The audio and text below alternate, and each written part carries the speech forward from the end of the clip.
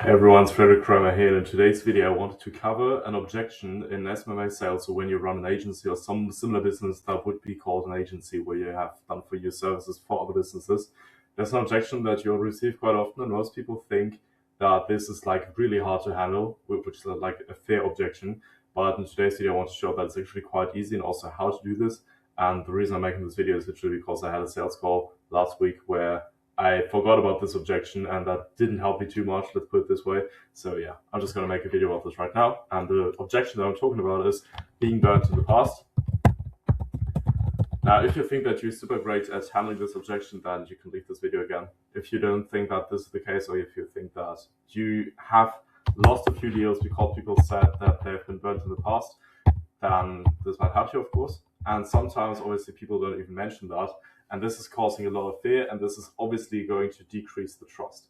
Basically, for those who don't know exactly what this means that the people that you want to work with, like your prospect, has been working with another agency in the past, but they got either they got scammed, like literally scammed, or the agency wasn't particularly good. Like the agency has tried delivering, but they didn't get them the result that they guaranteed or something, which is not that hard because a lot of people guarantee stuff without it being like super like logical and all of that, and like sometimes it just happens. And then case number 3 is that the prospect might just suck a little bit and is not a good client and didn't really put in the work, and that made it even harder for the agency to deliver.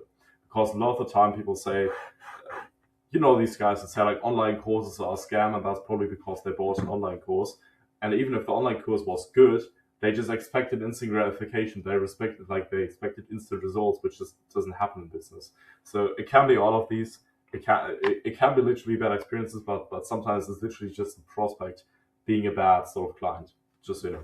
But yeah, how do you handle this? So the thing is, on a sales call, you like one part of the discovery, so the part before you pitch them, should be about finding out what they've tried so far to get to their goal, and why they're not able to get there, or at least not get there without doing this for a lot of months before it actually happens. So basically, let's say your prospect has like a roofing business, and they want to get more leads, and they've tried so for like 5 months or whatever. Then the question is obviously, what have they done before those 5 months when they've been running their business before that? Maybe they've been growing from referrals, and then they notice, okay, no, I need some repeatable like lead flow or something. And I thought, okay, I need to get to leads. And then the question is, what has happened in these 5 months? What is everything that they've tried, and why do they still not have that problem solved? Because people are always on the call with you for a problem, obviously. And you always want to ask them, obviously, what have you tried? So what have you actually done to make a change to this? But then apart from that, and then they will hopefully name you a few things that they've tried. And then you can ask them, okay, why didn't this work? Why didn't this work? Why didn't this work? And this is basically going to ensure at the end of the call that they cannot say, oh no, I'm just going to do this now.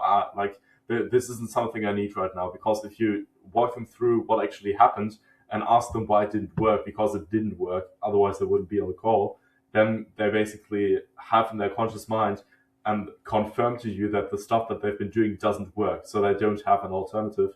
They don't have another option. And what can happen if you do this like I did last week on a call where you ask them these questions and you realize, okay, they basically suck at everything doing it by themselves, and you don't ask anything else. Then at the end of the call, at some point they might mention, oh yeah, but I've also been working with other people in the past and they didn't deliver, so it's going to be quite hard to trust you right now, so you need a few days to think about it. Fuck you. You don't want to have this. You want to make sure it doesn't happen.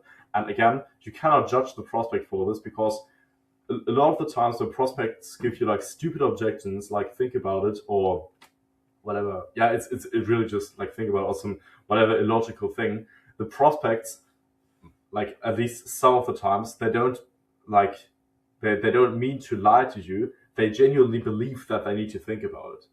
And thinking about it doesn't make any sense whatsoever, because if you have a decision here and you see the situation, you basically just talked about it for an hour, there's nothing to think about. But when they have some sort of lack of trust, they're going to genuinely believe that they need to think about it. It's like you basically, like the reason I just said fuck you is because it's going to lead to the call probably not closing, and you just wasted another hour basically because you didn't handle the objection. That's not to mean to judge the prospect, really important. And yeah, so what you need to do instead is, before that objection handling phase appears, is ask them, okay, and besides the things that you've tried by yourself, have you tried any agencies, courses, coaching, anything like that in the past? Then it's, yeah, some of the times they're going to say yes, some of the times they're going to say no. When they say yes, then the question is obviously again, what sucked so much about these things that you've tried that you're still on this call? Obviously, you're not going to ask this word by word, like verbatim, but what you can do is that, okay, how many, for example, if they say, yeah, I've worked with agencies, then you can say, okay, how many agencies did you work with in the past? Okay, agency number one, what in your working together with that agency has caused it not to get you the result that you wanted? And then they're going to say, yeah, they didn't reply to my messages that often. It took them a long time. And then maybe they'll say, yeah, the leads were not qualified or something. And all of the bad stuff that they're mentioning there is something that you can use later in your pitch and say, like, yeah. And so, you're saying that in the past you've had struggles with lead quality. What we're going to do is, and then you explain some very simple, like 50,000-foot view of how you make sure that the leads are being qualified. Because all of the stuff that they will be mentioning with what didn't work with the agencies in the past is going to be something, would be objections if you hadn't talked about this, that you can basically wipe out in your pitch and say, like, yeah, we're going to do this and this and this. And the prospect is not going to find that weird. They're going to think, yeah, it makes a lot of sense because I just mentioned that. I like it that they offer that. Again, they're not going to say, huh, but why does he say exactly what I was talking about? Like, people don't care about you personalizing the pitch. They actually like it a lot, to my surprise at least. But yeah, so you just, yeah, like they're not going to find that weird. It's not going to even feel like an objection if you talk about it with them, because it's literally just, okay, what if you tried? Why didn't this work? Okay, you've tried working with other people. Why didn't this work? And when you uncover that and basically make them realize, okay, what exactly didn't work? Okay, it's this, and this. So if I did work with someone that didn't make these mistakes, then it would work, right? And if you talk about this with them a lot and very in depth and like ask them about all the questions that you'd be curious about and want to understand, then they're going to trust you a lot more in the process later on. Like even more than if they didn't have the I got burnt in the past situation at all. Like they're going to trust you way more if you speak about that with them. And yeah, that's basically how you do it. Like it. So as a takeaway from this video, you do this in the discovery. You ask them, what have you tried so far? Then they'll mention a few things. Then you ask them, why didn't this work? Obviously, not verbatim. You ask them like, okay, so you've been doing cold outreach on Instagram. Why didn't that get you to the 10K month? Whatever their goal is. Hopefully not 10K month. Hopefully it's higher than that. Otherwise, your prospects might not have that much money. But like whatever thing that might have tried, right? And then you include as well other agencies, courses as well. Some people buy courses. And then they'll probably, if you offer something done for you, that's quite beneficial for you, because then they're going to say, yeah, that there was no sort of like feedback, or like, yeah, if you offer coaching, then the courses they'd say, yeah, they didn't give me any sort of feedback. I didn't know what to do. With the agencies, they'll say, yeah, like I didn't own the process. It's not my process. The people are just doing something, but I still don't understand how it works. And if they tried coaching, then they might say, yeah, but the people actually didn't do the work.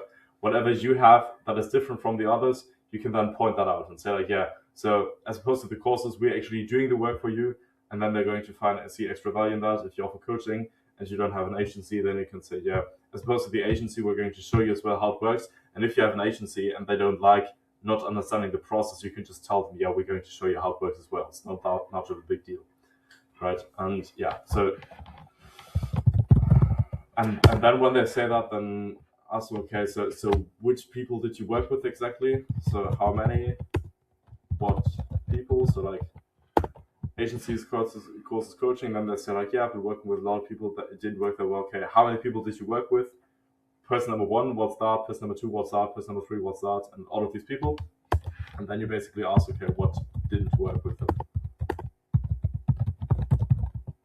Or like, why didn't it work? And yeah, you can even ask more questions like, when did you work with them? When did you stop working with them? When did you realize that they're not going to actually deliver what they promised to you? What did they promise? Like all sorts of stuff. Like if you genuinely care, and you should care about your prospects. I made another video about that. How you can care more about your prospects, because I struggled with that in the past as well, and now I don't. So yeah, all of that stuff. And then when later, when you basically cover that, then the only thing you need to do is basically in the pitch mention, like, turn all of that stuff that didn't work for them into a solution. And the way that you do this is to say, so you know how you were saying problem. Ah, dude, what the fuck, man? What's going on? Sorry, man. Ah, gosh. There we go. We are going to solve this by solution. Very simple. And obviously then the thing that you need to be doing is like come up with something that actually seems like a good solution for that, but that's usually not that much of a problem, because probably something in your process anyway, because there's only a certain few things that people need to, whatever they want to, for business to make money. There's only a set few things that they need, and there's only a set few things that people can do wrong, and they're probably going to be in your process anyway. And then you just make them aware of that, and then basically everything bad that they associate with past agencies, you can just talk about that quickly in the pitch, and then they can't give you the objection, yeah, I've got burned in the past, because you're like, yeah, but you told me the reason why it didn't work, or like, you told me all of the reasons why it didn't work with these, and we're going to solve this. So what part of the process are you having the most concerns about or something? And also to make sure that you have all of it, you can always ask, okay, like, what people did you work with? X, Y, and Z. Okay, anyone else? Yeah, these people, anyone else? And like, you do this for as long as necessary until they say, okay, no, yeah, everyone. And also by you asking anything else, when they've mentioned all of them, they're going to say, no, that's everything. And that's also going to increase your trust even further. It's going to lead to less objections later, and especially less bullshit objections, like, think about it. But yeah, so hope this will help you. It's going to save you basically every call where people had this objection left. Obviously not guaranteed, because there can always be some exception for whatever reason. Maybe they whatever, someone in their family just died, and for whatever reason they now need to pay something, and that now they don't have the money, whatever. You get the point. It's going to save you a ton of calls. So yeah, hope it could help you. Let me know what you think on this, or if you have any questions, you can drop them in the comments. And otherwise, I'll see you next time.